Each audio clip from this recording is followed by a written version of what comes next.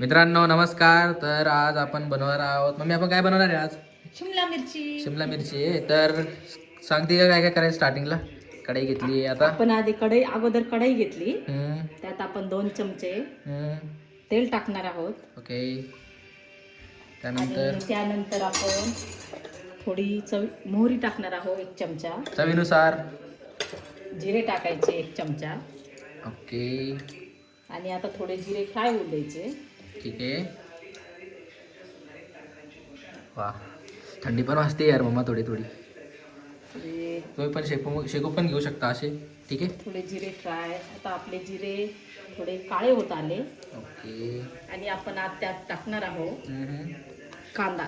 Okay. आपण इथे 2 कांदे कापून घेतलेले आहे बारीक. आणि आपण ते आता फ्राय करून घेणार आहोत लाल होईपर्यंत. थोडेसे मंद आचेवर गॅस ठेवायचा थोडा. ठीक आहे. आणि याला थोडं लाल होऊ द्यायचं. जोपर्यंत आपला कांदा लाल होतोय तोपर्यंत आपण हे सगळं भाजून ठेवूया. शेंगदाण्याचा कूट आहे अर्धी वाटी, आपलं बेसन पीठ अर्धी वाटी, आणि ही कट केलेली शिमला मिरची आहे 4, आणि कोथिंबीर. ओके.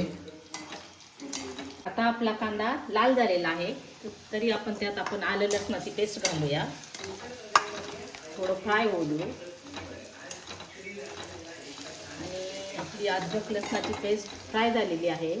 त्यात आपण आता टाकणार आहोत 1 चमचा काश्मीरी लाल मिर्च पावडर, 1 चमचा हळदी पावडर, आणि 1 चमचा धने पावडर, 1 चमचा गरम मसाला. आणि आपण त्याला आता थोडंसं फ्राय होऊ दे. वाव, किती छान वाटतं यार मम्मा. आणि आता हे सगळं आपलं फ्राय झालेलं आहे. त्यात आपण हे भाजलेलं बेसन पीठ. मम्मी तू अगोदरच भाजून ठेवलं होतं की? हो. अच्छा, ओके. आणि आता ते थोडंसं लाल झालेलं आहे. त्यात आपण घालूया आता थोडंसं याला पाणी सुटू देऊ. आता आपण यात घालणार आहोत कट केलेली शिमला मिरची. ओके. गाईज मेक शुअर आपण हे व्यवस्थित धुवून घेतलेले असणार. ठीक आहे. जसं की आपण बघू शकता आपण व्यवस्थित धुवून घेतलेले होते आणि व्यवस्थित कट पण करून ठेवले मम्मीने ऑलरेडी. वाव. आणि आता आपण यात टाकणार आहोत चवीनुसार मीठ. ओके.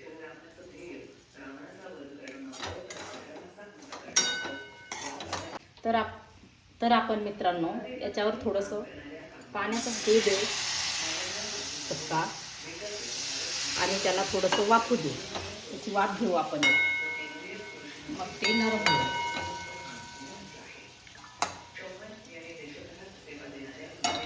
पण आता त्याला थोडंसं वाफू देऊ. आता आपली शिमला मिर्च तयार झालेली आहे.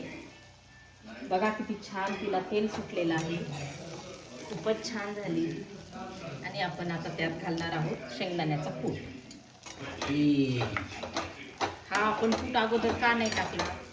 कारण तो थोडासा जळायला लागतो ना, त्याच्यामुळे आपण त्यात कूट हा टाकला नाही. अच्छा, म्हणजे कुठं नंतर टाकायचा? हो. अच्छा, जळू नये म्हणे. जळू नये म्हणून आपण कूट हा नंतर टाकायचा. ओके. बघा आपली शिमला मिरची किती छान झालेली आहे.